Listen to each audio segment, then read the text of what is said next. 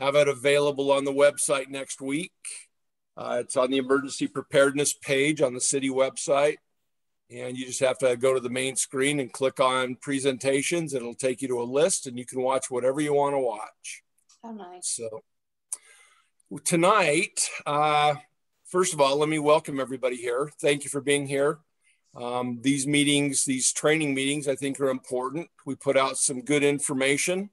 At least I think it is. We've had good feedback throughout the last year that we've been doing these quarterly trainings. We'll continue with them. Hopefully the topics are interesting. Tonight's will be a little bit different than we've done. It's not emergency preparedness in the traditional sense, but it is emergency preparedness. We'll talk a little bit more about that as we get into it. So the second thing I wanted to recognize tonight, and probably the most important thing we do tonight, is to recognize our veterans. It is Veterans Day. And we all owe a debt of gratitude to those men and women that stepped up, raised their hand and said, I'll go. I heard a statistic today that there was over 7,000 lives lost to the war on terror. So from 9/11 going forward, 7,000 American lives have been lost. So we do owe a debt of gratitude to those men and women. And we want them to know that we much appreciate their service.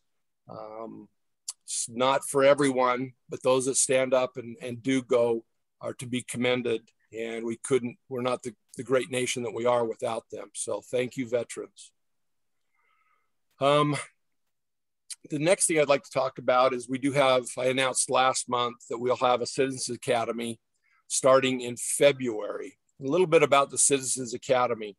That is a 10-week course where we bring in citizens and we expose them to what the police department does. You'll get to meet men and women of the department. You'll see why we do what we do, how we do it. You'll get to meet the equipment, some of the tactics and techniques we use. There's some hands-on training. There's some theoretical training. We've received rave reviews in the past. There's several people here on the screen tonight with us that have been through that. I would imagine that they would give you 2 thumbs up for attending that class. I haven't got the date finalized yet. It will be towards the end of February, and it will be 1 night a week. And the classes are typically run 2 hours long, except with all the questions and the interaction, they typically go 3 hours. So we start them at 6:30 and go till about 9:30. You don't have to attend every session. We'd like you to attend as many as possible. And I can take 30 or 35 people in that class, make it entertaining and comfortable. That will be an in-person class unless the Rona gets us, and then I'll have to postpone it. We haven't done it for a couple of years. So does anybody have any questions on the Citizens Academy coming up in February? And by the way, I think if you look, you have an option to raise your hand during the presentation. If you don't, if you do want to ask a question tonight, do you have an option to raise your hand for a question? You guys see that on your, does anybody have access to that? Or Liz, do you have that? Perfect. Debbie's going to monitor that. Debbie, do you see those for me? Liz's name has a mark next to it. You can just click on it and allow her to unmute. So if you do have a question tonight, questions are encouraged. Hit that raise your hand button and we'll do our best to answer those. It'll make it a lot more interesting than just listening to me for the whole night. So I want to recognize our volunteer radio group. I just got an email this afternoon from Carlos Cardin. They participate in a national field day every June. It's usually the last weekend in June. And their group participates in the Emergency Operations Center portion. And we received news that they took first place on the nationwide level. So Carlos and group, excellent job. You guys put in a lot of time and effort into that. And it's nice to see your hard work recognized. Yeah, here. Way to go, Carl. Looks like Adam's got a question. Go ahead, Adam. Oh, just a thumbs up over the first place. So. I got you. Looked like a question to me, but that's okay. It all worked. So nice job, Carlos. Anything you want to add to that? Well, we have a lot of fun at it. The reason our group participates is that this event has certain aspects of an emergency situation. That is, we're running for 24 hours straight. We have a certain amount of pressure because we have to do it quickly. We have to get the communications handled accurately, and we have to be well organized in what we do. So we're proud of our group, and we had a lot of fun. We'll keep trying to do that. Well, thank you, sir, and congratulations. Pass word on to your members that big thumbs up from everybody here. So thank you. Thank you. All right, should we get started with the presentation? So tonight, we're going to change up emergency preparedness just a little bit. We're going to talk about a different aspect of personal preparedness, and that's neighborhood watch. We're going to talk a little bit about what it is, what it's not, maybe answer any questions that come up. But anyways, let me go ahead and share my screen. And if you have a question, if you can unmute, just go ahead and do that and wait. Give us a little bit of a break and we'll recognize you. If you can raise your hand, Debbie will be able to recognize you and we can go from there. So let me get my screen up here and we'll get started. Maybe. All right, neighborhood watch. There's a lot of information out there that's a little different than what we do with our neighborhood watch. We have, in the past, we've seen examples of neighborhood watch gone bad. When I first started with the county sheriff a lot of years ago, there was a very active neighborhood watch group out in Kearns, and they actually went out and patrolled. Later, we saw in Bluffdale, they had the same type of format where they would actually put neighborhood watch members in cars together. They would patrol around the neighborhoods, and they were supposed to report in to dispatch about problems they encountered. But unfortunately, the one in Bluffdale went way bad. You had different members of the neighborhood watch group that confronted each other, guns were drawn and shots were fired. That is not what we're about. The key elements to an effective neighborhood watch are basically awareness and community involvement. I like to, by the way, that's Debbie and her husband, Judd, on that main picture there. Debbie's looking down, but that's how that picture's got a few years behind us. So, but neighborhood watch basically allows members of our community to be force multipliers for the police department. What that does is it allows you, we're gonna, as we go through this presentation tonight, we're going to give you some training and some permissions. We're going to teach you when you should and when you should not call and how to call the police department. Seems pretty simple, but we get a lot of questions about or information regarding I didn't call because I didn't think I could, or I didn't call because I thought you were closed, or those types of things.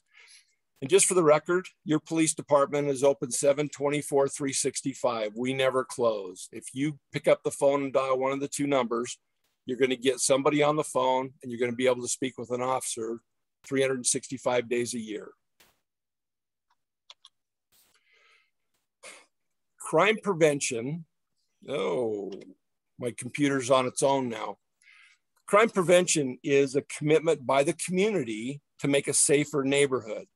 So if you look at what we do with emergency preparedness, each one of you and your respective blocks, your precincts and your districts are committed to making your community safer. That's all Neighborhood Watch is a commitment, you on a personal level, and Neighborhood Watch is broken up into blocks, precincts, and districts as well, to that same type of commitment. The difference between Neighborhood Watch and emergency preparedness is that neighborhood watch techniques and tactics are practiced daily, where emergency preparedness is something you don't have to practice daily. You just have to be committed to becoming prepared, if that makes sense. Let's talk a little bit about the different factors of a crime. The first thing we want to talk about, well, first of all, most crimes that we see committed, especially in Cottonwood Heights, involve property crimes. These are things like thefts or vehicle burglaries or home burglaries. People take property from another. And most of those crimes are crimes of opportunity. And what I mean by that is you leave something in plain view inside the car, you leave your car unlocked, people walk by and see it, they try the door that's unlocked, and they have easy access or the opportunity to take that item from inside that car. So it's a crime of opportunity. The vast majority of what we see with our criminals, when I say our criminals, those that come up to the heights and prey upon our citizens, are crimes of opportunity. They're not planned. They just come into a neighborhood, they come into a parking lot, and they look for the opportunity to steal stuff. That first section on ability is exactly what we just talked about. The ability of that offender to gain access to your property or to commit that crime. Number two is the desire. Does anybody want to venture a guess about the main cause of crime in our community? What's the driving factor behind crime? And I can't see any hands, but somebody want to answer that for me? It's going to be a really long night. Drugs. Drugs. There you go. It's the need to satisfy that craving for illegal or legal drugs that are being illegally consumed or abused, right? We see that in probably 85% of all of our suspects that we arrest have some type of addictive behavior, addiction to those types of items. And that money they get, that little bit of money they get for the items that they steal, go right into the narcotics or to purchase narcotics.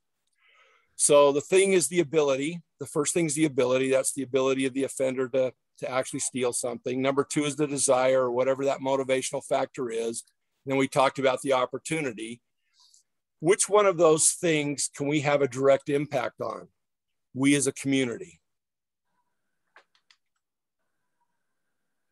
Opportunity. Opportunity, absolutely, Don.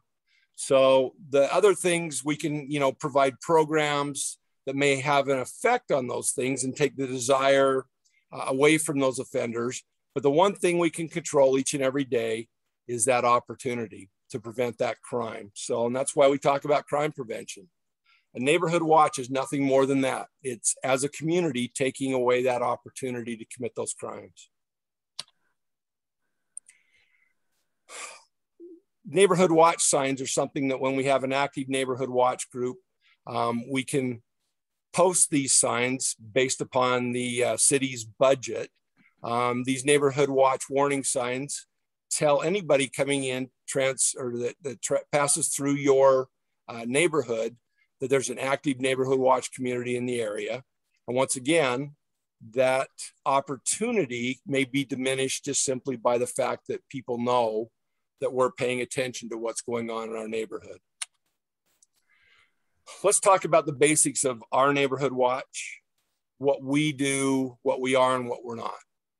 This slogan, we see, we hear, we call, started back when I first came to Cottonwood Heights. We had a gentleman who was actually a neighborhood watch coordinator that came up with this, we see, we hear, we call. So the first thing that says is we're actively watching for things that appear to be out of place and may be criminal in nature. So we actively watch each and every day that we leave our house. We walk around the neighborhood, we come back into our neighborhood. Middle of the evening as we're doing our rounds around our house, we look for things that appear to be out of place and maybe criminal activity. Number two, we hear, we listen. There's a lot of different sounds out there that might indicate that there's crime afoot, right? What's one of the things that would be a primary sound that would indicate something has happened or maybe a criminal act in progress? Dogs barking. What's that? I'm sorry, Dave. Dogs barking. Could be, absolutely. What would be another one be? Car alarm. Car alarm or house alarm, either one. Although your house alarm shouldn't be audible, but it can be. What else? Yeah, yelling. Yelling, screaming, absolutely. What else? I had my catalytic converter taken this 2 weeks ago, and So, they made a racket, but yeah, it didn't take them long. battery powered Sawzall goes through that pipe and like nothing flat, right? Yeah. So those in the middle of the night at 2 a.m., you hear the Sawzall going. That's not normal, right? This was at 9:15 in the morning. Oh, So wow. they're brazen. Yep, no doubt. What about things like breaking glass? That's a big one, right? Or a loud thump, maybe like a door being kicked, things like that. These are all things we should be listening for and evaluating, right? So one of the things that we want to talk about is what should you do when you hear or you see these types of things? And it's that final piece we call. I've had people in my career tell me that they didn't think they could call the police just because they heard something that was, strange or suspicious. What we would ask you to do is, given the totality of the circumstances, so middle of the night, you hear a loud thump, yelling and screaming, maybe the breaking of glass. Those are the kind of things we want to be reported to the police department. We're going to send an officer out. They're going to check the area and see if they can locate the source of that sound.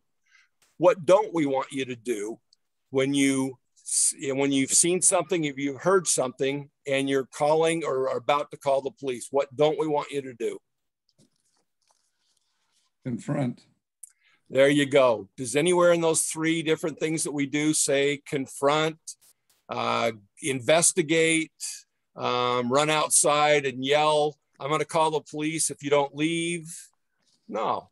What we want to do is, if you see something that is suspicious, it makes you think that crime's afoot, don't let them know that you know. Don't turn on your house lights. Don't go to the door and yell. Don't, flip the car alarm on and off. Simply get on the phone, dial either the main line to the police department, the non-emergency line, or dial 911. If you think there's a crime in progress, 911 is absolutely an appropriate number to dial. And then report to that police call taker what you've seen, what you've heard, what made you call. Does that make sense? Be the best possible witness. All we do is we witness things. We don't interject ourselves into those situations. I have a question. Ask, please. My name's Tom Anderson. I live over in Old Mill Estates. And you mentioned earlier there were 2 phone numbers to call. I assume that's your dispatch numbers.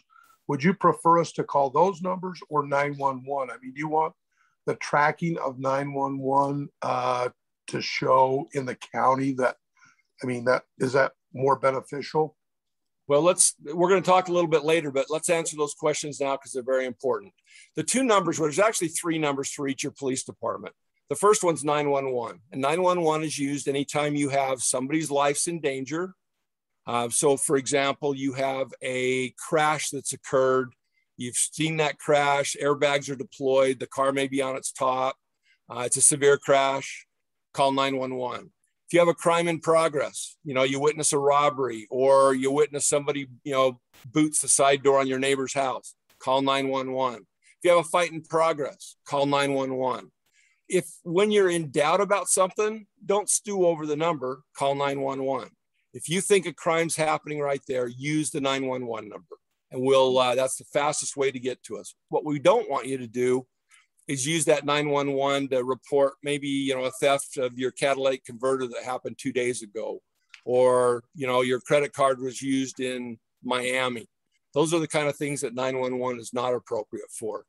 The appropriate number for that is 801-743-7000 or 801-840-4000. Both of those are lines that get you our dispatch center. They're both active and they can connect you directly with our dispatch center.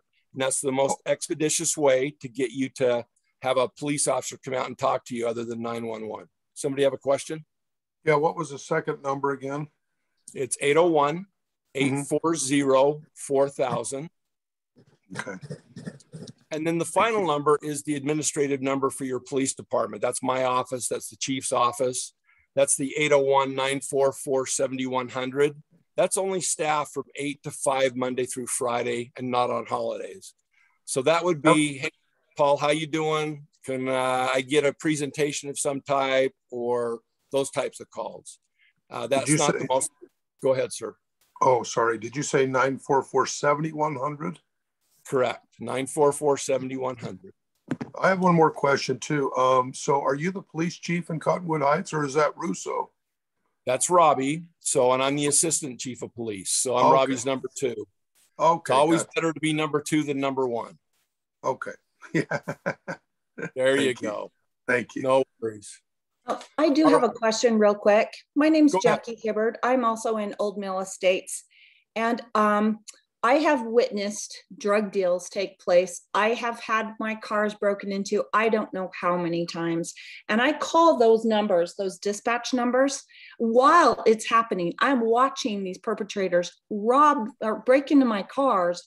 And by the time an officer gets to our location, they're long gone. And this has happened, you know, like reporting stuff to the old vandals at the old mill, vandals at that little pond, Spencer's Pond.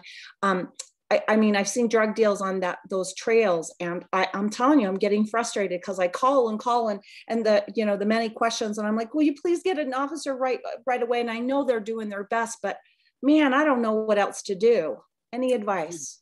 Absolutely. Let me address that, because there's a couple of issues that you hit on. And one, I'm sorry you're frustrated, because we pride ourselves on the response time to get somebody out.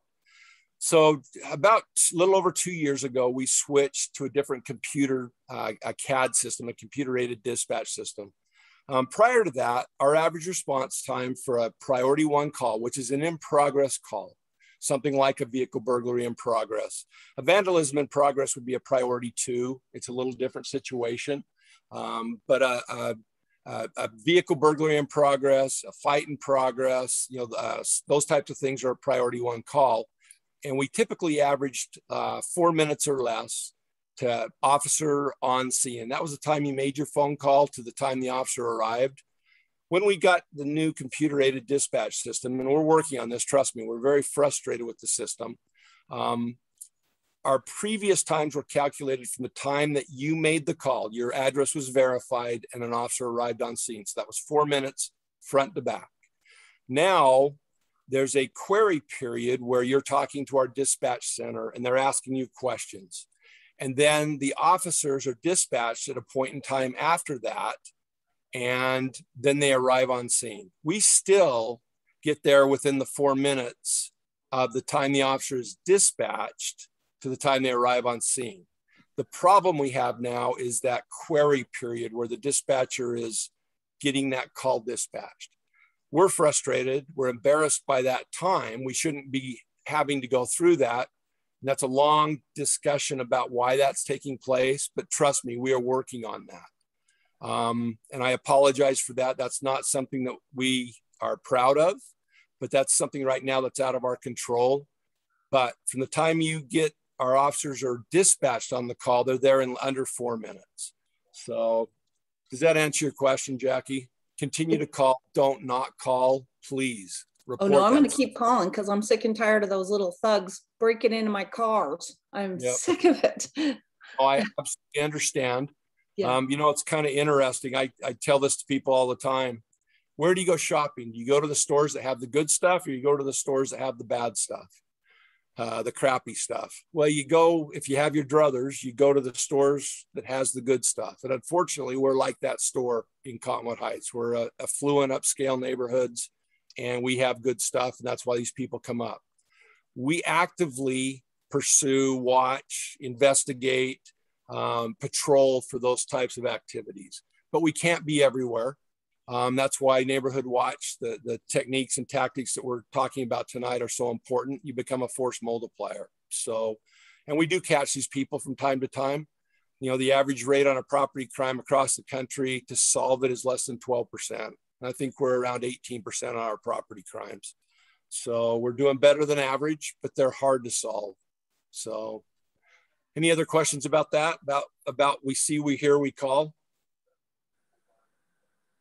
All right, let's go on to our next one. This slide just basically, and I kind of jumped the gun on this, but that's the force multiplier that we're talking about. It's a team It's a partnership. We work for you and we want to work with you to make our neighborhood safer. I've had comments made by people that they feel safe about walking their neighborhood at 3 a.m. in the morning.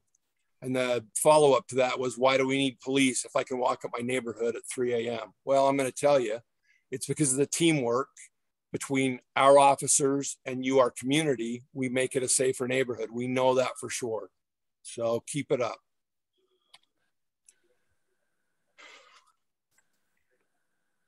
Let's talk about some of these slides I'm going to skip over just to save a little bit of time. But let's talk about the makeup and why we're talking about this with an emergency preparedness group. The makeup of Neighborhood Watch is exactly the same as emergency preparedness. We're broken down into blocks, precincts, and districts. People that are active in Neighborhood Watch, we found, are also active in emergency preparedness. And so it's the same people. And what I've done is, for the last couple of years, I've pitched to your steering committee or the steering committee over emergency preparedness.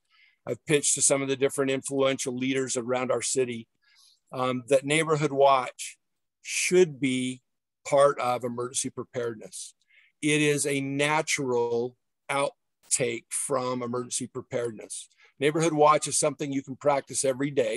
And we'll talk a little bit about that later. Emergency preparedness is something that you prepare for and you hope you never use. I know that you're going to use your Neighborhood Watch skills every day when you leave your house, every night when you do your march around the house, making sure your home is secured, etc. So this is something you can practice every day. One of the things that we like to do with, sorry, my computer's acting funny. These neighborhood events are something that typically the Night Out Against Crime occurs the first weekend or first week in August of each year. It's a national Night Out Against Crime. It's simply a national program that says you as a neighborhood should come together. You can do a barbecue, you can pass out treats, you can just get together in these groups to make sure that you know who your neighbors are. You can interact with them. It's something more than just, hey, I know that, the Smiths that live across the street have a blue car. You actually know the first name of Mr. and Mrs. Smith, and you know the names of the kids, and you have a little bit more familiarity with them so that you know who belongs at their house and who does not. These Neighborhood Watch gatherings, or emergency preparedness gatherings for that matter, are things that we love. And when I say we, I'm talking about the police department and other city resources love to attend. These are great opportunities to come together as a community and get to know each other. So if you plan a gathering, I'm going to send you either cops or I'll come out myself. The chief comes out to these. We enjoy this part of our job. We love having these types of interactions. The one thing I would ask you is don't call me on a Wednesday and the gathering is that Saturday. Give me a couple of weeks notice so we can take care of some scheduling and make sure we get you some resources there. One of the things, this is kind of a dated slide, but it's a phone or an email tree. What I would tell you is these types of things at the block captain level are a great tool so that block can stay in touch. You can set up an email chain or email group or even a texting group that allows you to blast out information quickly and effectively. So if Jackie has her car broken into, she discovers it either in the middle of the night or 9 a.m. the next morning, she could blast out to the group that we had issues last night. Did anybody see something? Have you checked your ring cams, etc.? And that type of information can be passed on to the police department and help it be used to help solve these types of crimes. But more importantly, that information lets people or reminds people that somebody came to shop in our neighborhood last night and that we need to be vigilant in removing that opportunity so these people don't come back. The one thing that I like to talk about is when you call because you see something suspicious, and we'll talk about suspicious here in a couple of minutes, but when you call, there may not be an actual crime occurring. You just have feeling, the circumstances that made you call suggest that a crime's occurring. that person that's doing that activity may leave before we get there. Hopefully they don't. Hopefully we can have a conversation. But what I will tell you is if that person is actually up to no good and they see a patrol car roll into the neighborhood as they're on their way out, they're not going to come back. They realize that people were watching and called the police, and that removes that opportunity, at least, or that motivation from that individual to come back and shop in your neighborhood. Does that make sense? All right.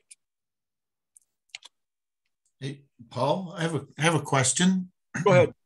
So when you talk about see, hear, and then report, or I can really sympathize with Jackie and the challenge that represents. What are some, I guess, rules to follow or techniques or whatever as far as continuing to watch, whether it's getting a license plate or a description of a car or a description of the person, or if they start walking out of the neighborhood, I'm not suggesting you necessarily follow them, because that probably puts you at risk, and that's what you said kind of don't do. But are there some guidelines as to how you watch or continue to watch until they're either gone or the police arrive? Sure. So we're going to discuss in detail a little bit more about what you should gather and how you gather those things. But let's talk about the last part of that. I kind of hit on it earlier. When you call, dispatch may ask you to stay on the line, or you can tell them, hey, I'm still watching this person. I'd like to stay on the line and give you updates. Once again, don't let that person know that you're actually calling. I talked about it earlier. Don't run to the front porch and yell, hey, I'm calling the cops, because that person's just going to leave right away. Covertly surveil them. Look through the glass, look through the blinds on your house. Don't turn the interior house lights on if it's at night. Do nothing that would suggest to them that they've been discovered. But watch, get a detailed description of what you can tell at the time. Types of clothing, colors of clothing, male, female, height, weight, a reference. You know how tall you are, or how tall your wife is, or your kids are. Compare them to that. The side of your car. You can get a height off the side of the car. Typical cars are going to be somewhere in the neighborhood of 5.5 feet tall. That's going to give you an idea of what you're looking at there.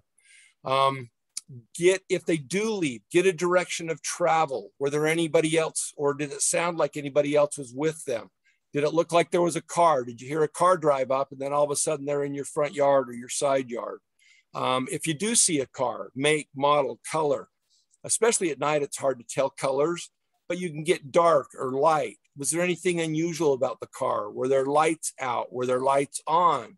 Were there unusual stickers? Was there damage? Was there anything that would suggest that this is not one of the hundreds of thousands of similarly, styled Toyota vehicles or whatever? Give us something that says, this is the vehicle I saw and I know it because.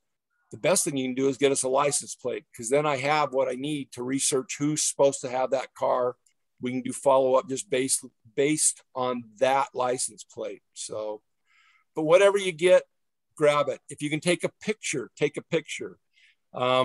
If you're in a parking lot at a store and you see somebody up to no good, you can always take a picture. You can do it covertly. Take a shot, give us a picture. Picture speaks 1,000 words. So, Dave, does that answer your question? Yeah, mostly, but I think your guideline is still do what you can without putting yourself in harm's way. You're not going to follow them per se out of the neighborhood. No, that becomes problematic. Let me tell you why. If you follow them and they realize they're being followed, they may become confrontational, and you don't know this person. This person may be armed. They may not be armed. They may be willing to fight. They may not want to fight. They may flee. These are the kind of things that could put you at risk. If they're in a car and you get in your car, sometimes we become emboldened ourselves and want to catch people. And so we start to chase them. That's not a good thing to do. Once again, it puts you at risk and you would assume some liability. So be the best possible witness you can be. if that makes sense. Do not put yourself, there's no property out there that's worth your health and safety. Good, I have another question. Ask. Hi, this is Tom Anderson again. So I've often wondered if a person was able to take a picture or write down a good license plate number, at what point, or what do you do with that? What's the turnaround time? Do you get that and find out where that car is registered? Do you go to their home? How do you track them from there? What do you do? Well, it happens immediately. Our officers all have computers in their car. Dispatch has access to computers, and they start running that information right away. We want to know if the description you've given of the vehicle matches the license plate that you've given. Our dispatchers are good. They start running partial plates. If all you get's a partial plate and you can't tell what the last two letters or numbers are, tell the dispatcher that. My guys love, and they're very skilled at running that information. So off the license plate, we can find out who the registered owner is. We can find out where that person lives. We can run that registered owner for information about what their criminal history, whether or not they're wanted. They have a history of this type of stuff. We also have a great database. I talked to you about that computer-aided dispatch system. Along came with that a records management system that ties me into just about every police record in the Valley. So I can run that name, and if they've been dealt with in West Valley's not on the system yet, they will be shortly, but in Salt Lake City, Sandy, Draper, Harriman, if other agencies have dealt with that person, I can access that information. The reports that were taken, we can do all of that. And we can do it almost immediately. But what we're looking for immediately is, does the license plate given match the description of the car? If it does, who should have that car? The registered owner, what's their criminal history? We're looking for people that are likely to commit these types of crimes, and we use that to help further our investigation. Good? Yes, thank you. Right. We're gonna pass on these with the neighborhood block captains. Stop, my computer's acting funny again. One of the things that we want to make sure, and in the emergency preparedness world, you already have block captains spelled out.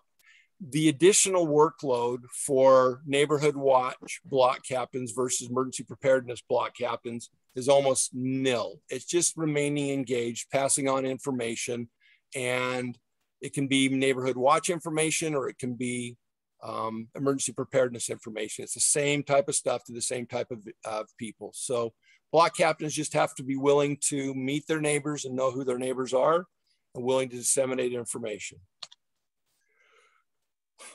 Let's talk about the difference between suspicious and different. Does anybody want to give me a definition of suspicious? What is suspicious?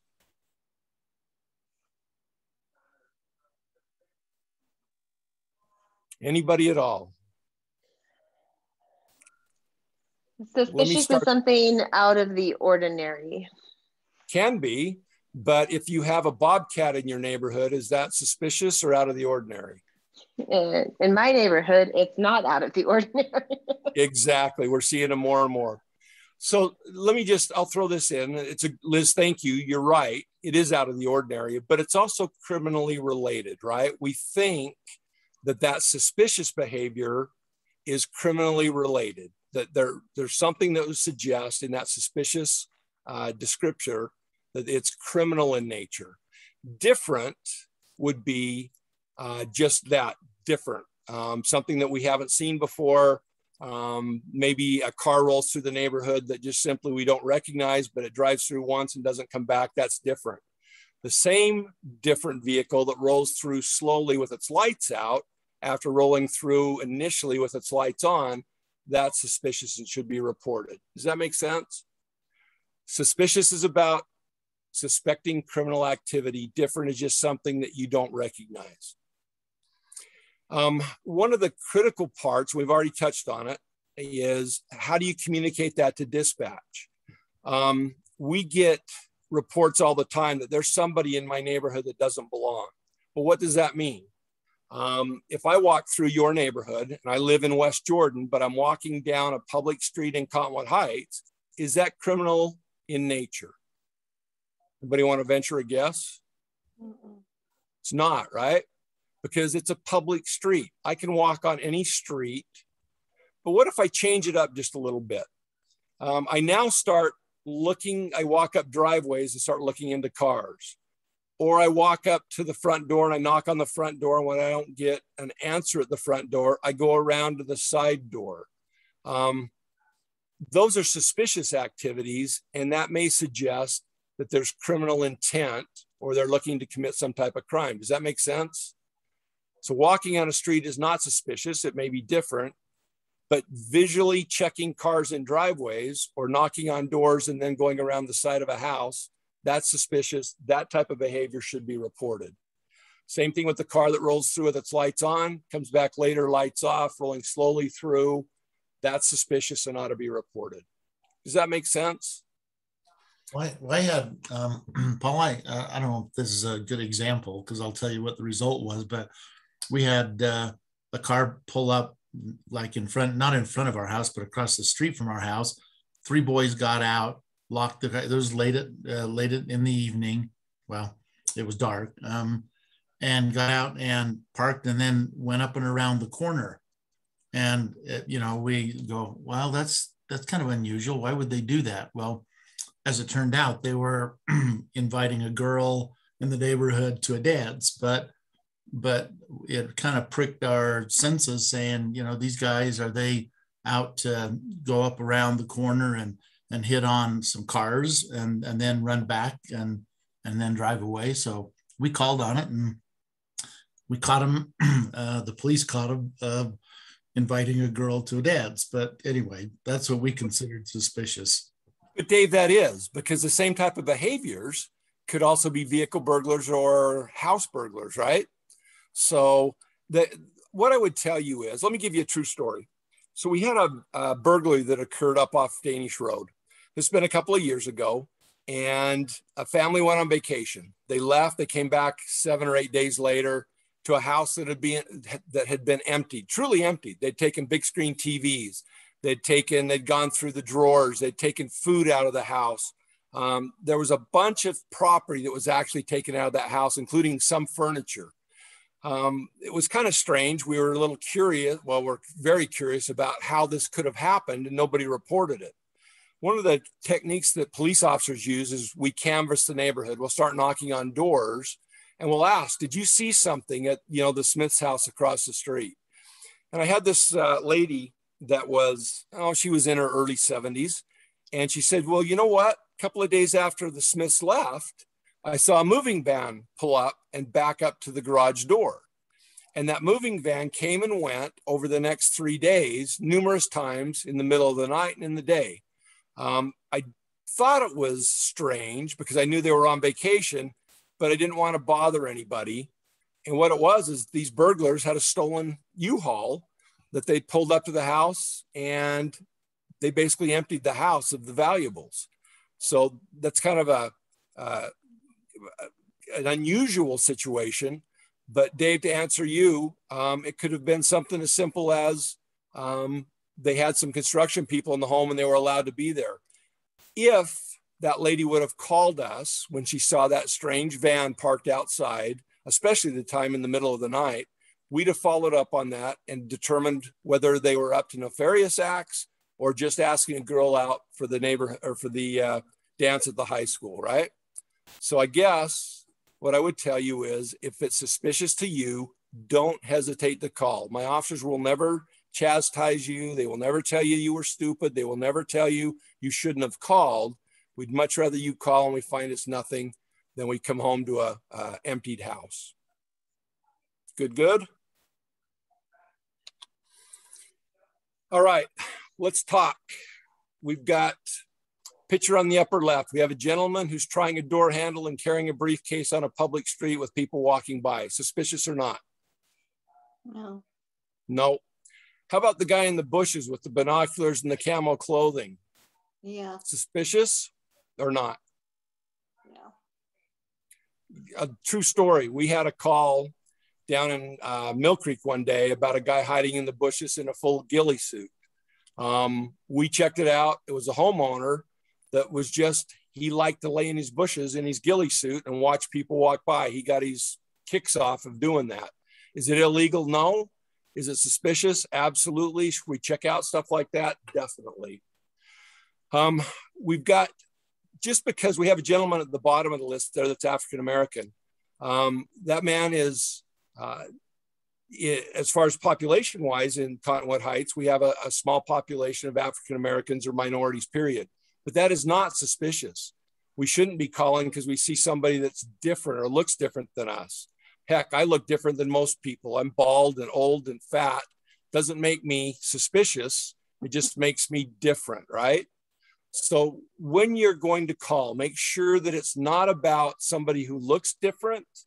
It's the behaviors of that individual that makes them suspicious.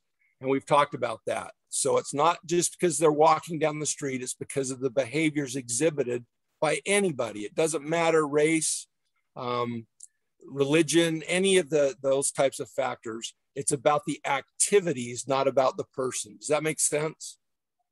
Yep. And you should be able to describe that to dispatch. If you can't describe what makes this person suspicious, then they're not suspicious. They're different. You can continue to watch, but once again, we're looking for the things that would make them suspicious. We talked about unusual noises, breaking of glass, screams, or kids playing in a neighborhood late at night, right? All of those things are different, and they can lead you to believe that crime is afoot. There's not a problem. You hear breaking glass in a neighborhood late at night, you need to call the police. We need to come check those things out. We have a bunch of kids, you know, that are out after curfew in a neighborhood park. It's the middle of the summer. We should probably check them out as well to make sure that they're safe and parents know where they're at. But what we don't want to do is, if we hear screaming or yelling, not report it. We've all heard horrendous examples of crimes that go unreported because people don't want to get involved. Once again, if it's unusual, that's one thing. If it's suspicious, you should call. Let's talk about solicitors in Cottonwood Heights. One thing that you should know is that everybody who solicits in Cottonwood Heights should have a solicitor's permit, either issued by the city or issued by the state of Utah. And the state of Utah has provisions for issuing those permits. They just don't issue them. So if somebody is selling in the Heights, coming door to door, and they're not associated with boys or girls clubs or scouts, they're not associated with political parties, or they're not associated with religious organizations, they should have a solicitor's permit.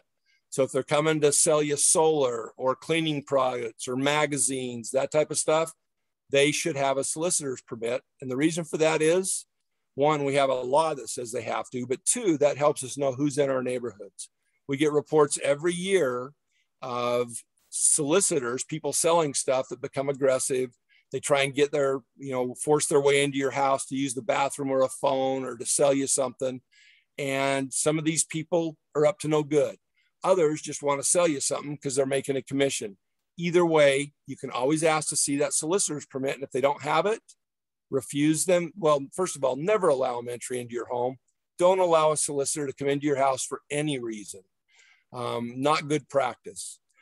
Number two, if they don't have that solicitor's permit, call and report it. We will send an officer up to check them out, and we'll give them directions on how to gain that permit. And more importantly, if they're part of these aggressive groups that go around our neighborhoods, then we'll take the appropriate action and make sure they don't bother our citizens. Any questions on solicitors?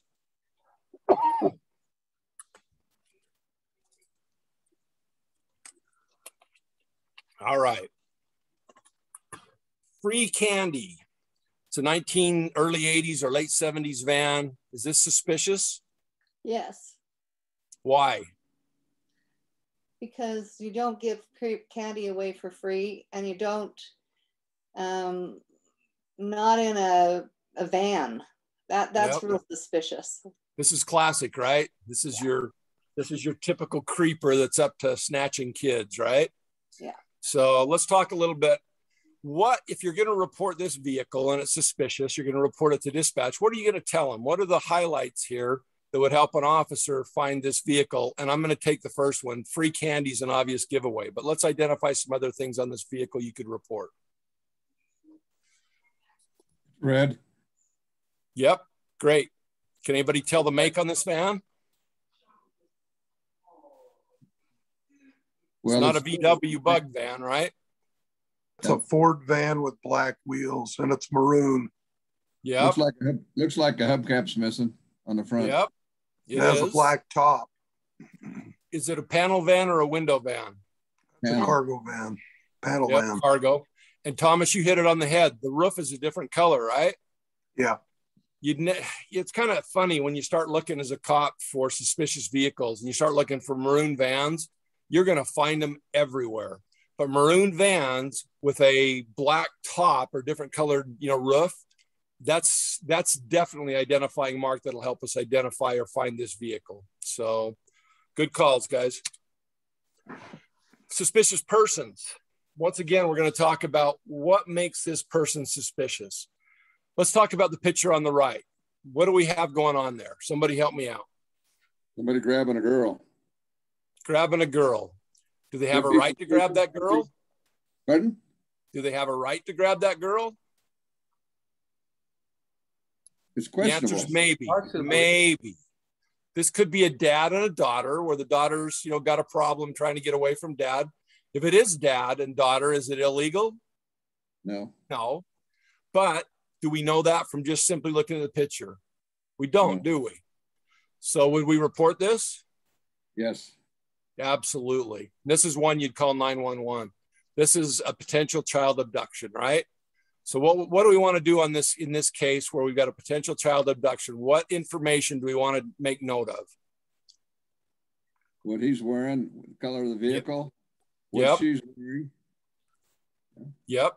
How old is she? How old does she look? About 15. 13, 14. And I'd say maybe 12 or so, but it doesn't matter. We're talking a teen, right? Mm-hmm. How old does he look? 40s. 40s, yep. What else can you tell about this guy? What's he got on his face? Two things. Glasses and what else? Looks like facial hair, right? It's not a great picture, but it looks like he's got a beard or a mustache at least, right? What can you tell about his hair color? Looks gray. I can't tell on the picture. Yeah, it's kind of a bad picture. What I could tell for sure is I don't know if it's black or brunette. It's got gray marks in it. But what I can tell for sure is it's dark hair, right? So, sure. Yeah, what about the vehicle? Can we tell what's unique about this vehicle? That's a white Chevy pickup, regular cab. Yep. Long bed, white. Yep. You can tell I'm in the car business. It's kind of generic, but a lot of our vehicles nowadays have extended cabs on our trucks, right? So standard cab's kind of unusual. So that's a big help, right? Yeah. Looks like it has a liner or something in it. Dark bed, right? Mm-hmm. Yeah. Hard to tell. Not a great picture, but these are things that you can pick up on. So good calls on these things. Once again, suspicious? Absolutely. Should we call and report this? Absolutely. But it's the totality of the circumstances. It very well may be a dad who's just trying to get a 12-year-old to go home with him because she doesn't want to, etc. But it also could be a kidnapping situation. So keep an eye out. In this instance situation, would it be okay? No, I'm not going to say okay. What about getting involved to stop that possible abduction? Because if it's somebody abducting somebody and you get it, just raise your voice or something, they're probably going to move on. If it's a dad, he's going to back off a little bit, maybe not let go, maybe not. I don't know if there's yelling or whatever going on, but he might. It would slow down a little bit until the police. I'd call first, but then get involved. Good, Don. That's a decision that you have to make. I'm not going to tell you one way or the other. Remember, there's pros and cons. You made a great point. It could slow it down. They may break off and just leave, and in which case, all we have is a girl standing there who was, the target of an attempted abduction, but she's not with that person. You hit it on the head. 911 first, right? Report what you see. Get help coming immediately, and then if you choose to get involved by yelling or something from a distance, sure, you may get, hey, mind your own business. This is my daughter, that kind of stuff. Or you might get and leave. So there's never say never and never say always, right? You just have to use your best judgment. Don't put yourself in harm's way and be the best witness you possibly can be. Good, good? One more thing I'll say. I think it's like they always say, a picture's worth 1,000 words. So with your phone usually near you, you've got a camera, and you can either hit a picture or you can hit record, and you could maybe just not say anything hardly, but just stand there and film whatever's going on. Yep. And try to call 911 in between or something. But yep. No, absolutely. At least you would have quite a bit of information on that. I mean, example, that Gabby girl down there that was murdered, you know, I mean, yeah. I don't know who called that in, but somebody did. Sure. And once again, that camera that we all have in the cell phone, great tool. Use it. Absolutely use that. The mere fact that you're recording something may make that person break off and go elsewhere and, you know, stop the attack. So yeah, absolutely. All right. Once again, we've talked about these numbers. 911 when somebody's life's in danger or there's a crime in progress. Number 2, the 743-7000 or the 840-4000. Both numbers are non-life-threatening to contact dispatch. That's to report some type of theft that's occurred overnight. Maybe you've discovered your vehicle broken into or your card was used in Miami. Non-life-threatening numbers. And then the office. If you simply want to schedule some type of event, us to show up at a local neighborhood watch or emergency preparedness event, call the 7100 number. That's our administrative offices, 8 to 5, Monday through Friday. Any questions on numbers? All right, we're just about to the end of module 1. Let's talk about describing individuals. We're going to run through this fairly quick, so we've already talked a little bit about it, but anything at all that would help you identify this person. And the camera is the first thing I would tell you is your best tool. But if you don't have that, you should all keep a notepad and a pen in your car so you can write this stuff down. It's amazing. You think you're going to remember it, but you don't. So we're looking for height, weight. We're looking for hair color, lack of hair. We're looking for marks, scars, or tattoos. We're looking for clothing. We're looking for unusual clothing. We're looking for, you know, if somebody's wearing a coat, what's the shirt underneath it, the color that they look like? Because that person could ditch that coat, and now we have a polo shirt that's a completely different color underneath. Look at body types, look at height, weight. You don't have to be exact. You can, you know, they appeared to be overweight. They were fairly fit or they were thin and, you know, whatever. Do your best. That's what we're looking for. And then where did they go? How did they leave the area? What direction? Did they leave in a car? Do you think they had a car? And if so, why? Those types of questions are important. Questions on that or comments? All right. Vehicle descriptions. We've talked about it. The vehicle on top. What's unique about that? Looks like a Camry to me, but I could be wrong. What's the unique identifying with that vehicle? 2 things I can see off the top of my head. The fin. Fin on the back is good. A lot of cars have those these days, the spoiler. What else? The windows are tinted and it's got chrome wheels. Those are the 2 I was thinking. Tinted windows and the chrome wheels are not stock. What about the bottom one? What are we looking at there? What makes it unique? That pusher bar. Yeah, push bar. That's a big, heavy duty. You don't see a lot of those, do you, Debbie? No. What else? Big tires. Big tires, lifted, custom rims. All of those make that vehicle stand out. It's not just your typical Toyota 4Runner, dark green in color. It's had some work done to it. Okay. That is the end of module 1. Give me just a second. We'll get module 2 up. We'll press through and we'll answer a few more questions about making your home safer and you personally safer. Does that work? All right.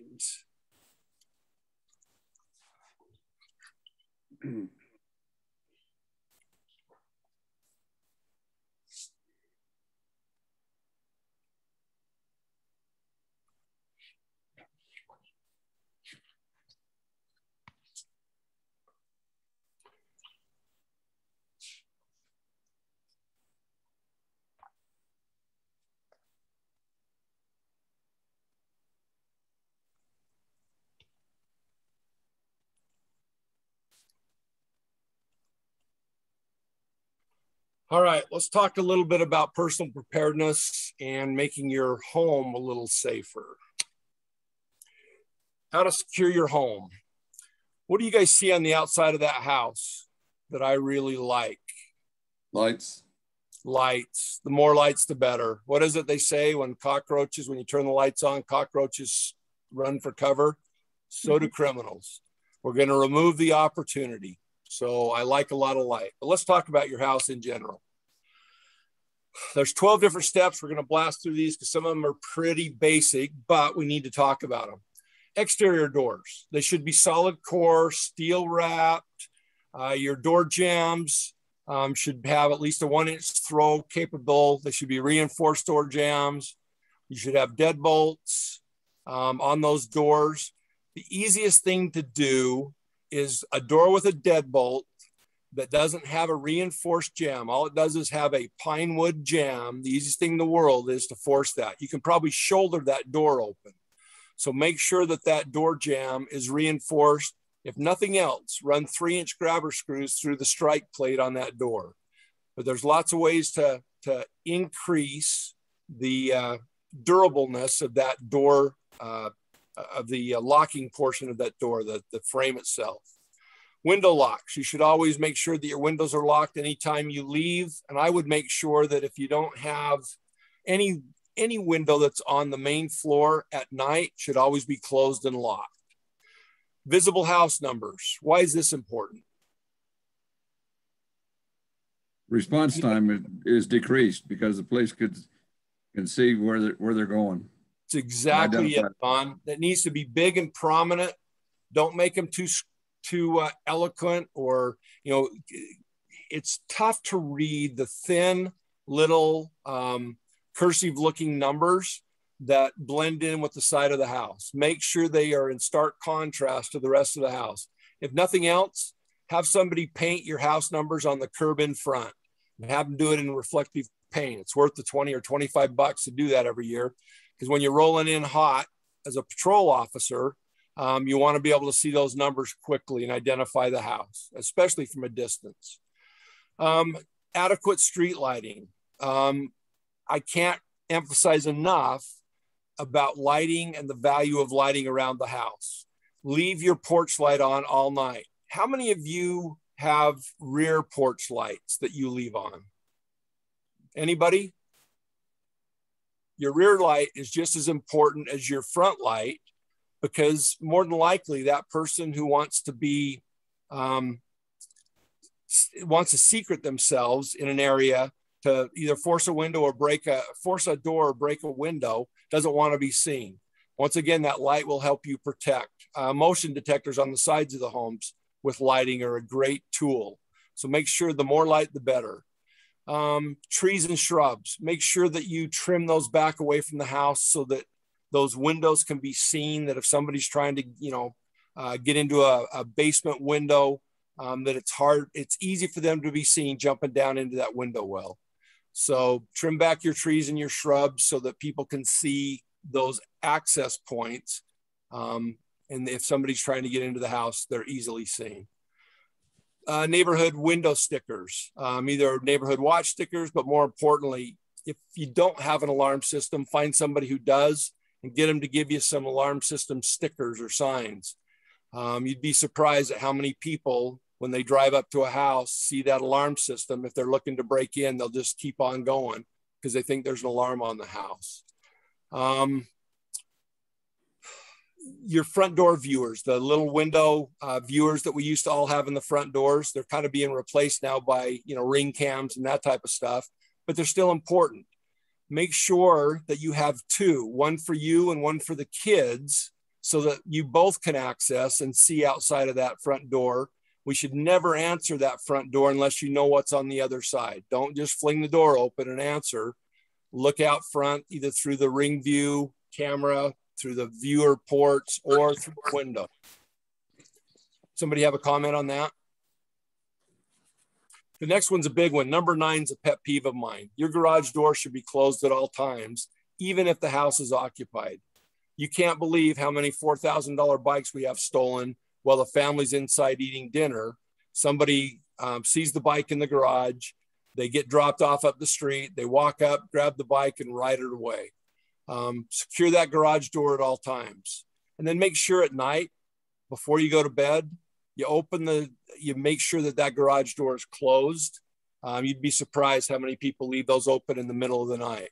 One of the things my officers do on a regular basis is if they find a garage door open at 3 a.m., they're going to knock on the door and say, hey, did you intend to leave your garage door open? Some people get mad about being woke up. Other people thank us. But we're still going to continue to do it. Secure your garage windows. Don't forget those things, because a lot of people don't lock the man door that goes between the garage and the house. They think once they've got the exterior doors locked, including the garage door, that they're safe. But a lot of people leave those garage windows unlatched. So make sure you secure those. This is kind of a little drawing that talks about what we have there, the different doors, the different lighting that's available, the bushes and shrubbery that's been trimmed back, the numbers on the front of the house, etc. Does everybody know about what I'm talking about when we talk about a solid core versus a hollow core door? Solid core should be for exteriors. They're more secure. Hollow core are lighter weight, and they're used for interior doors on your homes. You'd be surprised at how many of these older style homes will have these hollow core doors on side doors or in garage doors. So make sure, if you don't know, check it out. Have somebody who knows the difference between hollow core and solid core, and have them check out your doors. Make sure you've got the right doors in the right spots. Window locks. We talked a little bit about that. There's a wide variety. I was in Home Depot the other day, and they have a whole section on window locks. They're over in the hardware, and there's a wide variety to fit just about any window that you could possibly have. So make sure that you avail yourself to these. Every door and every window should have a locking mechanism that's secure. Visible house numbers. We've talked about these. Make sure they're contrasting numbers to the house. If it's hard to see and read for you, imagine me or a firefighter coming to your house on a medical assist. If they can't find the numbers, make sure that it's going to delay the response time, like Don said. Porch lighting. I don't care if it's motion sensitive or if it's constantly on day and night, or if it's has one of the light sensors so that it comes on at dusk and goes on at daylight. Make sure you have adequate lighting all the way around the house. Motion detectors are a great tool. Like it says there, bandits don't like surprises. That light coming on is a great tool to scare off people. It also alerts you in the house. If all of a sudden you see the light over your garage door pops on through the front window, you know somebody's in the driveway. So make sure that you use appropriate lighting at the appropriate places on your home. Any question on lighting? You can also get lighting that is adjustable because of animals, like in your backyard or stuff. Yep. Motion sensitive, right? You adjust it up or down. Yep. Good point, Don. All right. Crime prevention through environmental design. What we're talking about there is, once again, if you leave shrubs all the way around the house, if it obscures the view of the doors and the windows, if it does anything to prevent your neighbors from seeing somebody trying to get into your house, it's probably not a good idea. So trim that stuff back. But if you put different types of plants in various locations, you see a cactus there on the bottom right, how would that be effective if you had a cactus garden around, some of your basement windows? A good deterrent. There you go. Somebody steps on that stuff, it's going to cause them, pain, or, them to call out, whatever. On the bottom left picture, what is that you see in that walkway? Rocks. Rocks, right? Crushed gravel. Yeah. How is that a deterrent? It's noisy. There you go. And that's the prime thing, Debbie, is if you're there, you're sleeping, it's the middle of the summer and your windows are open on the upper level, and you hear crunching in the rocks around your house, that may alert you. So, but more importantly, if you've got a thief, that noise is amplified to them because they don't want to get caught, right? So every step there sounds like a booming, thunder, clap of thunder to them.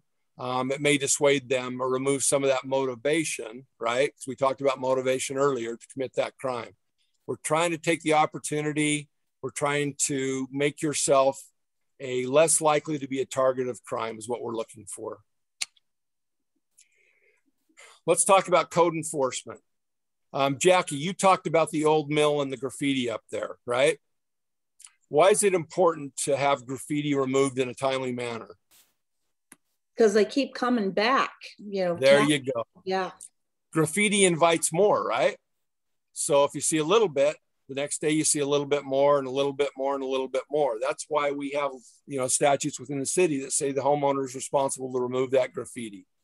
And we want it removed quickly so it doesn't invite more of the same. The problem is, like sorry for interrupting, but the old mill, it's been getting tagged again. And by the time Mr. Shelby gets around to it, it's going to be covered again. And it'll probably, I suspect it'll get covered maybe until spring. So I don't know what to do. Well, we get reports all the time and we work with Mr. Shelby quite a bit, and he's actually fairly responsive. So I know that you'd like it gone the next day, but there has to be a reasonableness to it. But once again, we want that removed as quickly as possible. It is an eyesore, but more importantly, it attracts more of the same type of behavior. So, but let's talk about code enforcement. Let's look at the house that you're dealing with there. Why is it important to have a robust code enforcement a program as part of your crime prevention? There has to be I don't know what I'm trying to say. There has to be a level of what you accept and what's not acceptable. Sure. In your neighborhood. Absolutely.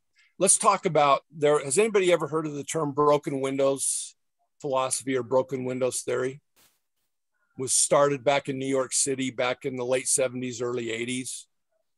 What they saw was a correlation between broken windows, rundown tract housing, these types of code enforcement, quality of life issues that were allowed to run. It attracted a certain element, right? These broken windows, if you had one, the next day it's kind of like graffiti, more windows would get broken. And we would see an increase or a correlation between these types of, if you let your homes or your businesses or your buildings go, you see an increase in crime associated with those types of behaviors. So it's important. The city has a robust program. We actually have 2 code enforcement officers that work to take care of these types of issues. So, abandoned vehicles, broken down vehicles, weeds, graffiti, vehicles being parked on, grass or, in the rear of homes, not on a permeable or a non-permeable, surface. We want to make sure that these standards are met because we can show a correlation and a decrease in crime.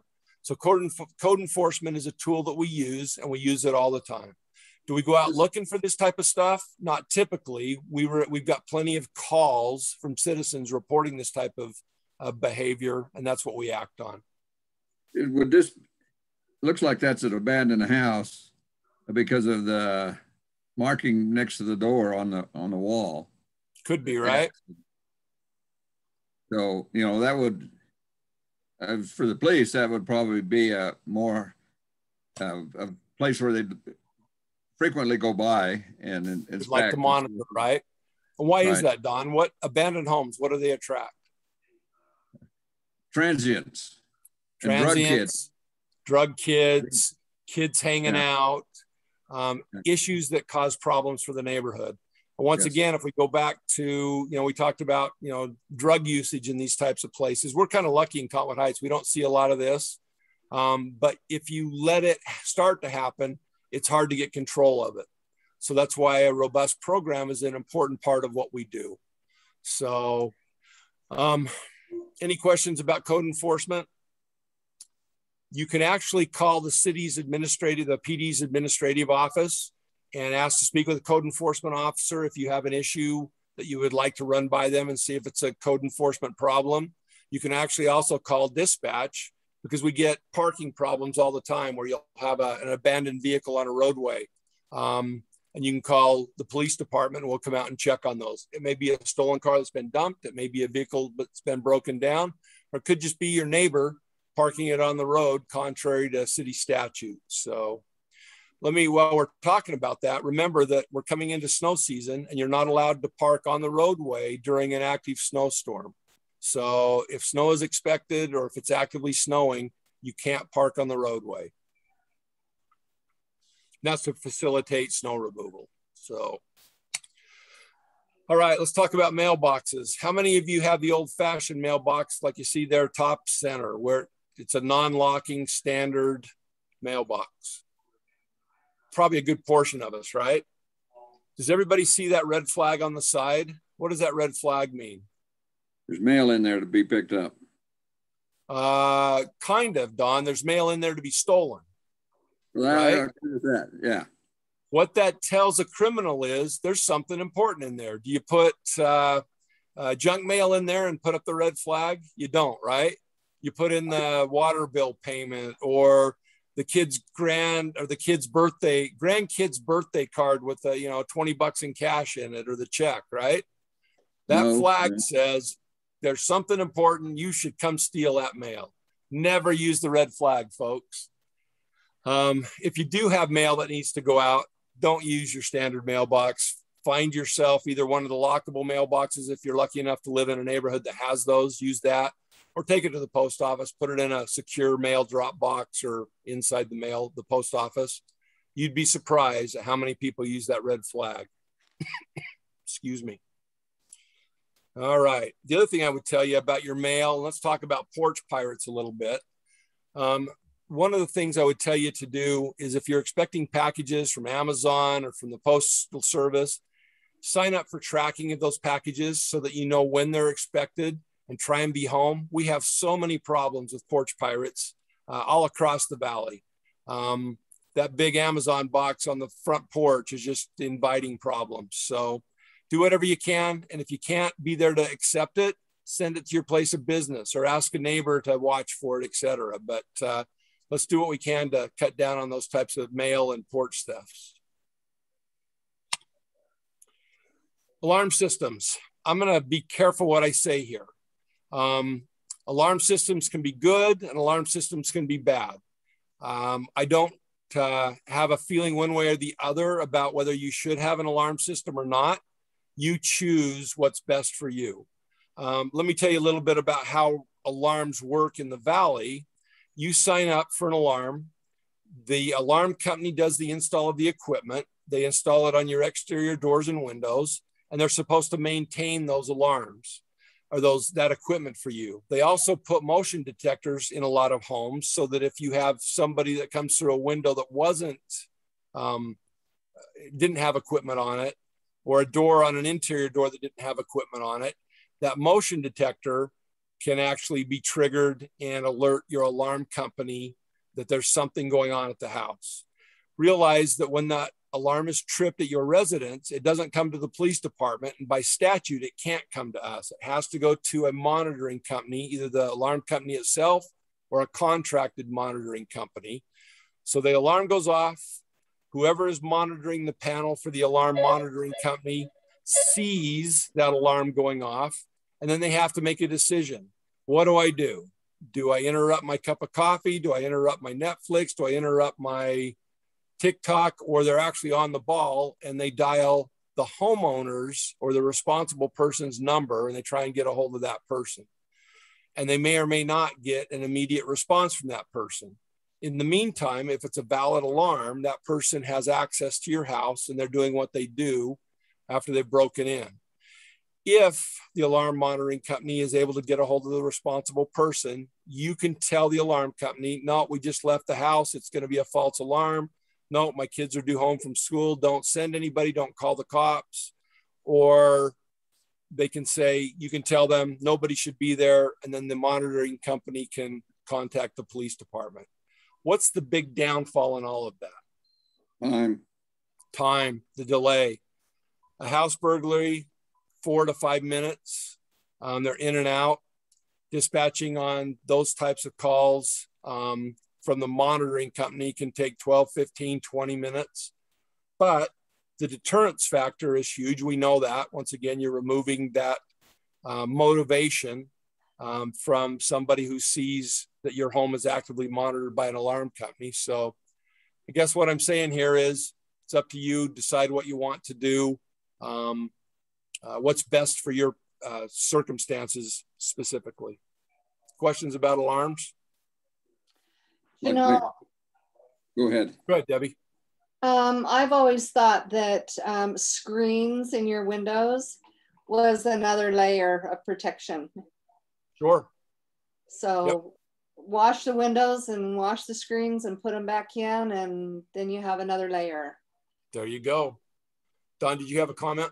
I was going to mention where I lived previously there, and it's been a long time ago. Guy down the street, car alarm went off, middle of the night. It was a windy night, and got up, didn't see anything. He turned off the alarm, went back to bed. A short time later, went off again. This happened 3 times. So the 3rd time, he just left the alarm off and got up in the morning, and the window was broken. Yeah. So I would tell you that if you have an alarm going off and you've gone to the extent of actually installing an alarm or having an alarm installed, you should check when the alarm goes off. One of 2 things happen. It's an actual valid attempt, or you have an equipment issue that needs to be addressed. Either way, you should address those things. So I'm sure your neighbors would appreciate it, especially if it's a car alarm and it goes off repeatedly. So what do you do if you hear the car alarm going off in the neighborhood? What should you do if it's not your alarm? Look, see if you see anything, look out a window.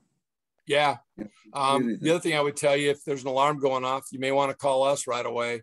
There's a reason it's going off. It's disturbing your peace. It's not your alarm.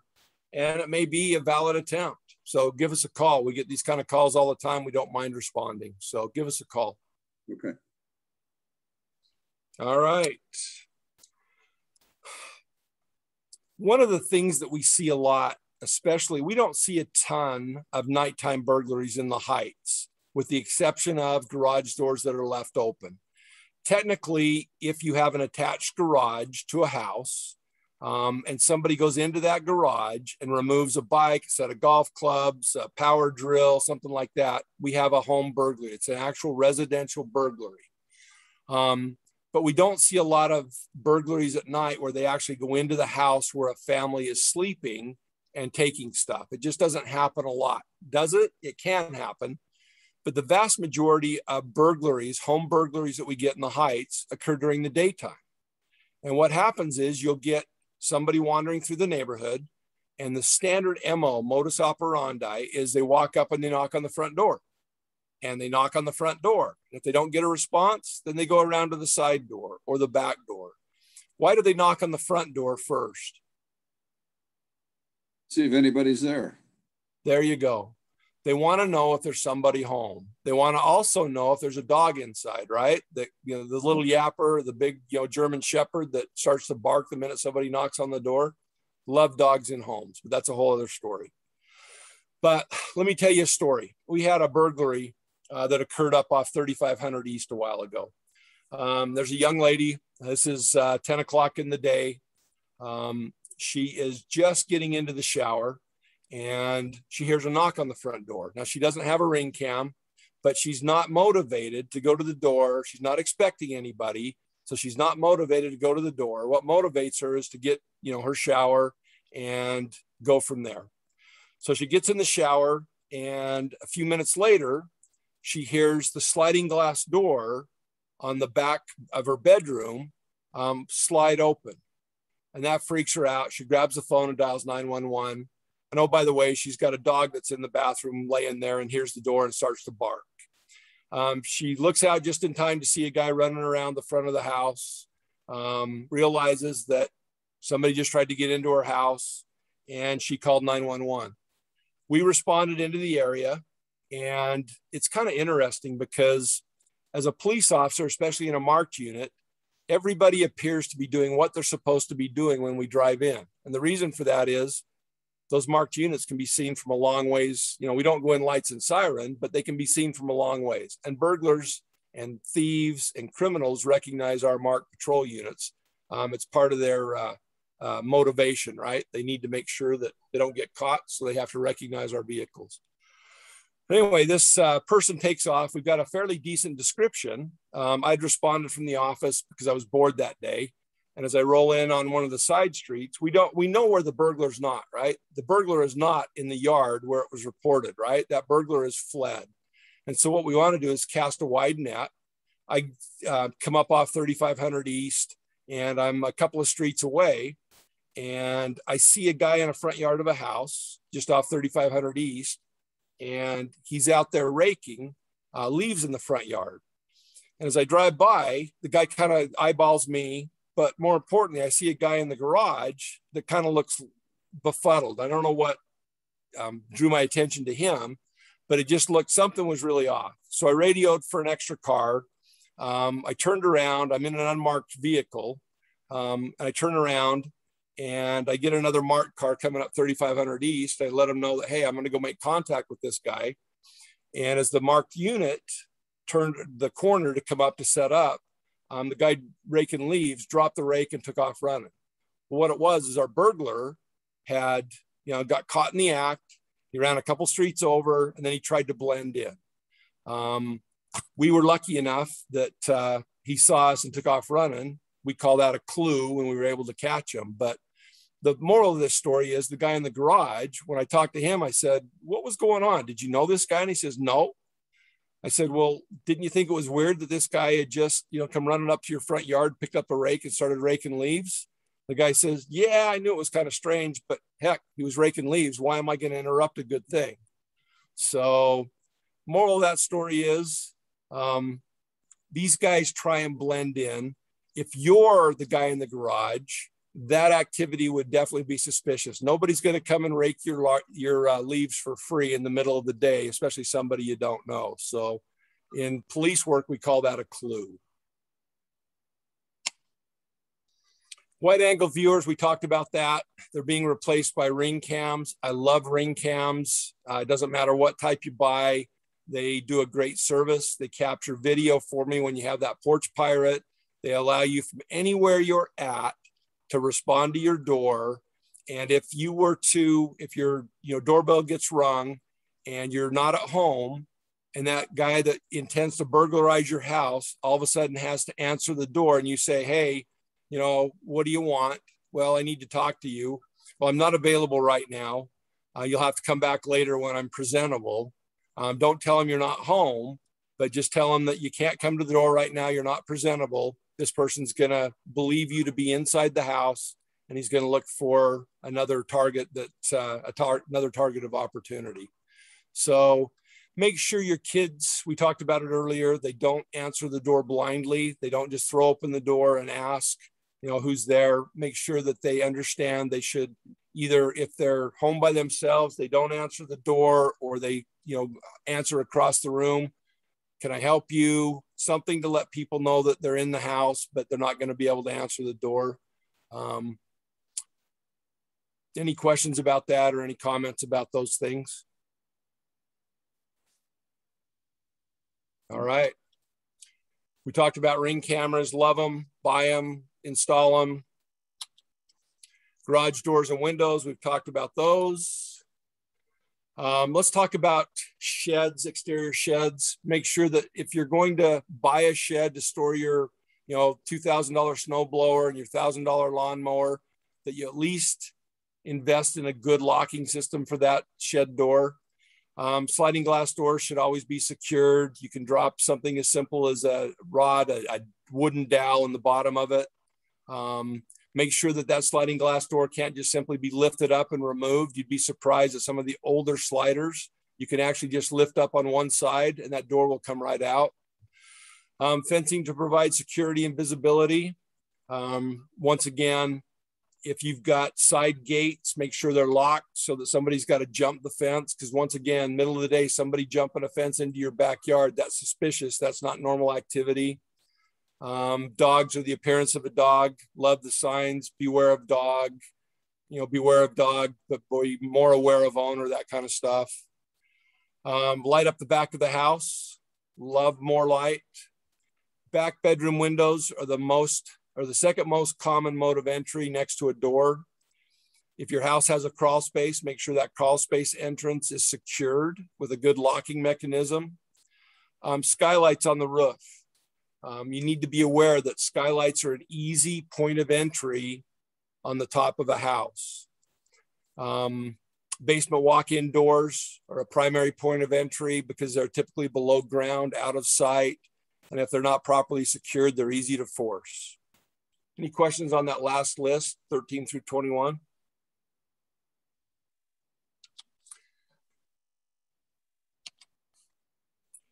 These sheds, these metal sheds, you've seen them on TV where the motorcycle falls through the top. They're probably the most insecure shed that's available out there.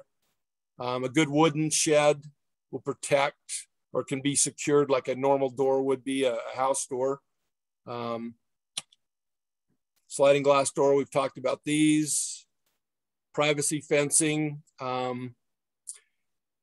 One of the problems you have when you put up a big brick wall or you put up a good cedar fence that can't be seen through is it hides the view from your neighbors, especially your backyard neighbors, their ability to see into your backyard and take note of any suspicious activity. There's trade-offs on everything. If you're going to put up a big privacy fence, make sure you've got plenty of backdoor lighting or backyard lighting, those types of things to offset that inability of the neighbors to see into the yard. Dogs, we've talked about them. Love dogs. Back porch. These lights are motion detectors. Once again, I can't stress enough that those are invaluable. Make sure that you have plenty of light on the back side of the house.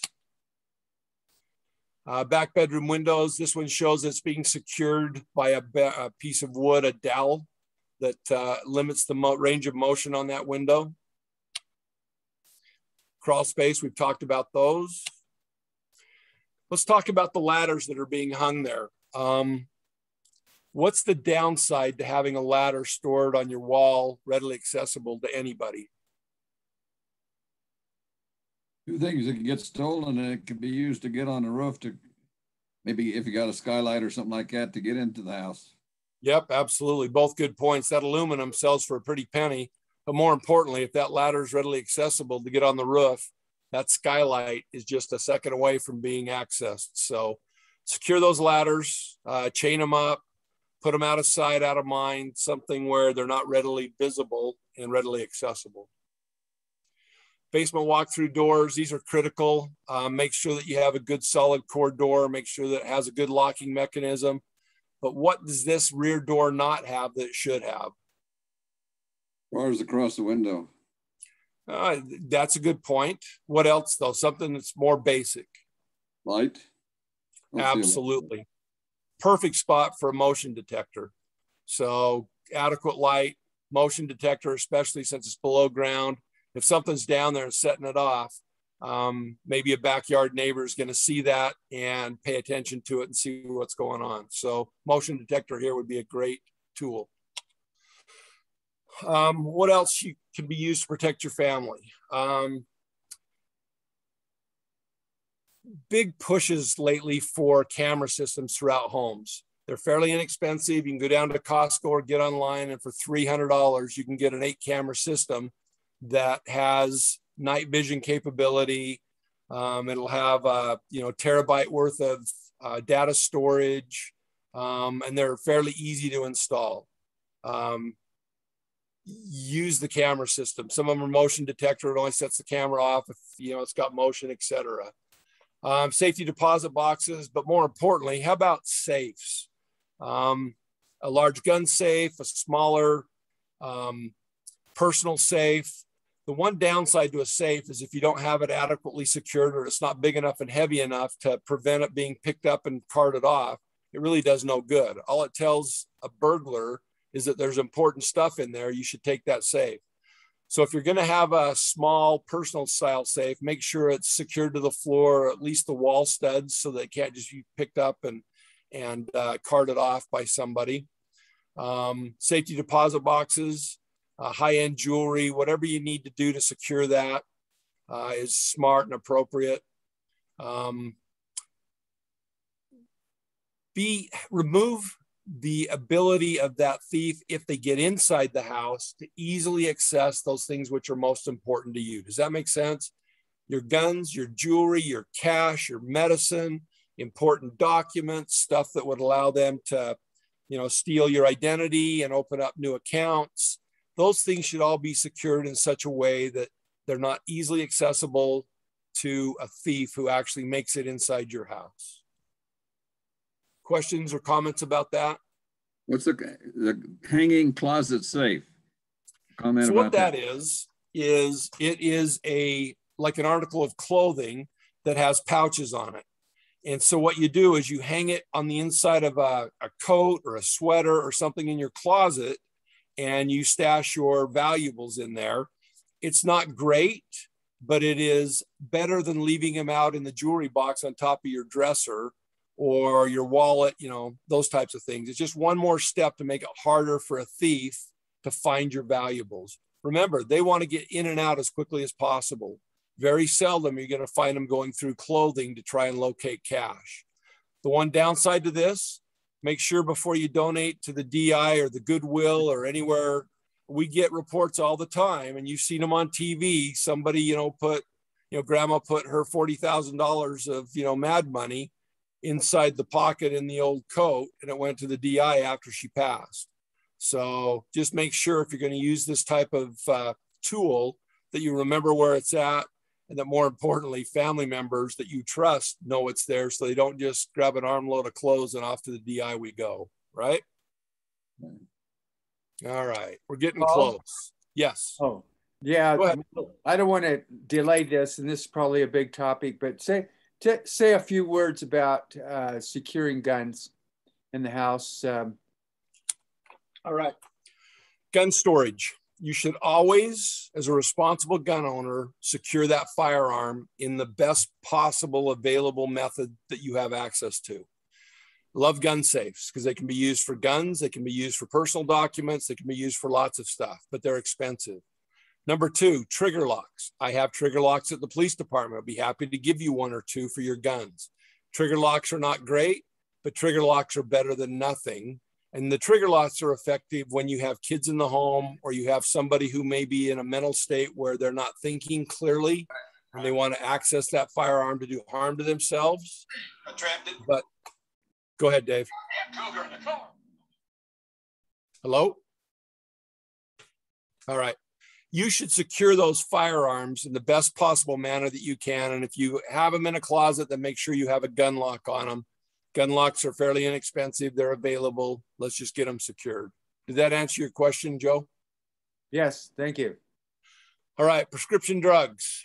Make sure that your prescription medications are appropriately stored, especially the stuff that might cause harm. So your opiates, your painkillers, those types of things. Make sure they're secured away from kids, etc.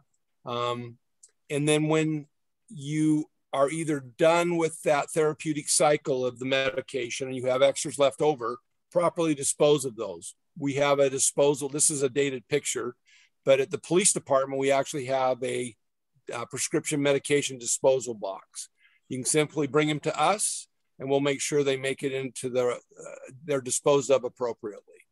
The last thing you want is somebody, a child or a family member, to access those and have some type of tragic consequence.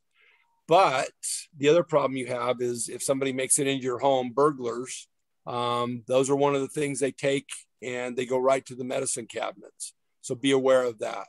I would tell you, if you have a safe in the home, lock the prescription medications, especially the ones that the opiates, up in those safes. Any question about prescription drugs? All right. I'm going to skip past this. We've talked about these things. The one thing that I would tell you is in emergency preparedness, we never give up. We never not look to the future. We never not plan for things that are going to make us safer should the big one happen, or should we have some type of long-term or even short-term emergency that displaces us from our homes, right? Same thing happens with neighborhood watch techniques and tactics. You should practice these each and every day. When you leave your house, you should make sure, one, that your home is secure, that you're sure of that you didn't leave the back door unlocked. Even if you're just going down to grab a cup of coffee somewhere, you should secure your home at all times. You should also secure it when you're there, and we've talked about that. But as you leave your home, you're going to pay attention to what's going on in your neighborhood. Does that vehicle belong? If it doesn't belong, what's it doing there? Can you ascertain what it's up to? If it makes you say, that's kind of strange, is it suspicious or is it just different? If it's different, jot down a few notes about it, because if you come home and the neighbors say, hey, my car was broken into, you can go, you know what, I saw a vehicle and it was this, this, and this. It may be related, and you can turn that information over. Number two, as you travel throughout your day, remember the term situational awareness. You should always pay attention to your surroundings. You should make sure that you don't put yourself in a situation that can compromise your safety. So in other words, don't go downtown and at 2 a.m. wander the streets of downtown Salt Lake. It's not smart to do that, right? But by the same token, you should understand that during a evening in a parking lot at Target, you can have some issues. You should pay attention to your surroundings. Look at people. Don't drop your head and just walk to your car. Surveil the situation. If you see something that is suspicious in the parking lot, don't go right to your car, stay in the building and watch for a while. And if it meets the level of suspiciousness, call us. We'll come check things out. If you look like an easy target, you're going to be targeted. If you look like a hard target, people are going to leave you alone. That's situational awareness. Don't put yourself in a situation where you're at risk if you can help it. Does that make sense? And even if you have to go into areas that make you uncomfortable, being aware of your situation can limit your exposure. So once again, this slide references whatever you do, don't ever give up. Be vigilant. Pay attention. Same thing you do with emergency preparedness. You can do it with your neighborhood watch and personal safety techniques and tactics. Be safe, and that's what neighborhood watch is about. It's making our community safer. One more thing that I want to add is, how many of you know the neighbors that live on both sides of you and across the street? I can't see by a show of hands, but most of us do, right? You know the neighbors on both sides, you know the people across the street. How many of you, and think about this, know the people that live across the back fence or kitty corner to you across the back fence? Do you know who belongs in their backyard? Do you know their kids? Do you know when they're home and when they're not? Do you know what their typical schedule is?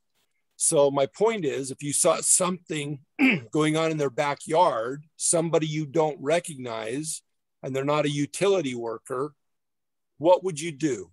Would you call? Would you know that's suspicious? Would you investigate more? Would you have a phone number for those people that you could make a phone call and say, hey, Mr. Smith, somebody's in your backyard. Are you expecting somebody? These are the little things that help make our community safer. So neighborhood watch is about getting to know your neighbors, understand who belongs, who doesn't belong. And then if they don't belong, does their behavior reach the suspicious level? When you reach that suspicious level, what do you do? And we've talked about that from the start tonight. That's the end of my presentation. Do we have questions? Yeah, I've got a couple of questions. Hi, Tom Anderson again. Excuse me. Sorry, I've been talking.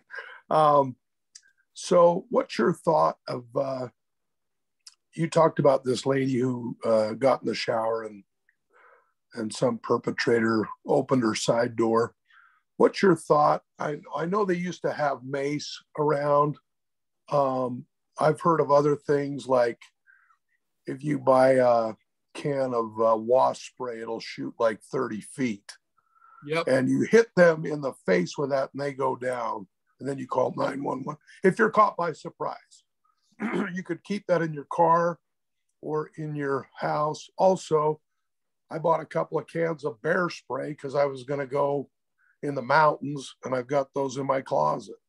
Could you hit a perpetrator with that? I mean, what's the rules, or what's What's the thought on stuff? Let's talk about that. So first of all, you can never use force just to protect property. So in other words, if somebody was taking your yard sign, you can't go out and shoot them. No. You can't shoot them with bear spray. You can't do that kind of stuff.